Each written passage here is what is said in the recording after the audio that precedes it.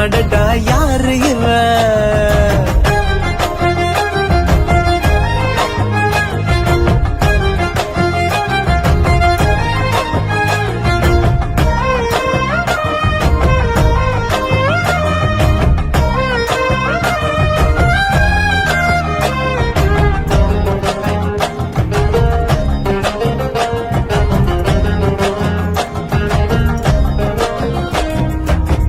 நில ஒன்று தரையில் வந்து நடக்குது எதிரில் நின்று எனக்குன்னு பிறந்தவதா என்று